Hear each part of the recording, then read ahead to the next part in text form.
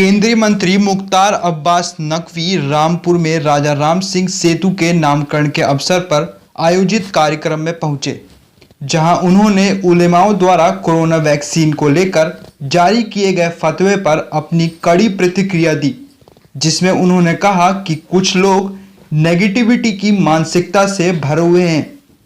और जो लोगों के मन में कोरोना वायरस की वैक्सीन आने के बाद तरह तरह की भ्रांतियां फैला रहे हैं, जो बेहद ही गलत है। यह वैक्सीन शुद्ध रूप से लोगों की सलामती और सेहत के लिए है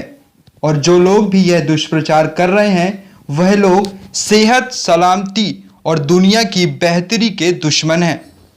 इसके साथ ही मुख्तार अब्बास नकवी ने सेतु के नामकरण पर चर्चा की और कहा कि राजा राम सिंह एक सच्चाई और एक स्वर्णिम इतिहास का पन्ना है, जो कहीं न कहीं वक्त की मार की वजह से छिपा दिया गया था या उनको वह सम्मान नहीं मिल पाया जो आज मिल रहा है। इसके साथ ही नकवी ने कहा कि रामपुर को जिन्होंने बसाया और जिनकी रोहिलखंड के निर्माण में बड़ी भूमिका रही, उन्हीं राजा राम सिंह के नाम से इस सेतु का नामकरण किया गया है। हालांकि उनकी याद में यह बहुत छोटी सी कोशिश है, लेकिन सैकड़ों साल के बाद यह कोशिश हो रही है तो यह छोटी नहीं बल्कि बहुत बड़ी है। राजा राम सिंह जी जिन्होंने की रामपुर को बसाया और जो कि इतिहास के एक सच्चाई और एक हकीकत थी, जो कि ये रामपुर का ये स्वर्णिम इतिहास का पन्ना कहीं ना कहीं जो है वो वक्त की मार की वजह से जो है वो छिपा दिया गया था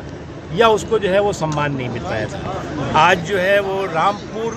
को जिन्होंने बसाया, न केवल रामपुर बल्कि रोहिलखंड के निर्माण में जिनकी बहुत महत्वपूर्ण भूमिका रही है राजा राम सिंह जी, उनके नाम से इस सेतु का नामांकन किया गया है। हालांकि ये उनकी याद के लिए बहुत छोटी सी सूक्ष्म सी कोशिश है, लेकिन सैकड़ों साल के बाद अगर ये कोशिश हो रही हो तो वो छोटी नहीं बल्कि बड़ी है और सितारों के आगे जहां और भी है। जो वैक्सीन आ रही है उसमें मौलाना वो फतवा दिया है, उसमें सुअर की चर्बी है। देखो भैया, कुछ लोग जो है वो निगेटिविटी की मानसिकता से भरे हुए हैं, नकारात्मकता की मानसिकता से भरे हुए हैं। आपको याद होगा कि जब हम 2 लाख मोदी जी के समय में 2 लाख हज यात्री जाते थे, कुछ लोगों ने प्रचार कर दिया जो हज यात्रियों को वैक्सीन लगती है वो वैक्सीन जो है उसमें भी इस तरह की चर्बियाँ लगी हुई हैं। ये वो मानसिकता है जब हमारे देश में आज़ादी के समय, आज़ादी से पहले जब युद्ध हो रहा था तो उस समय दुष्प्रचार किया गया कि साहब इस गोलियों में जो है वो सुअर की सब्जी है या गाय की चर्बी है, उससे करके बगावत करके माहौल पैदा करने को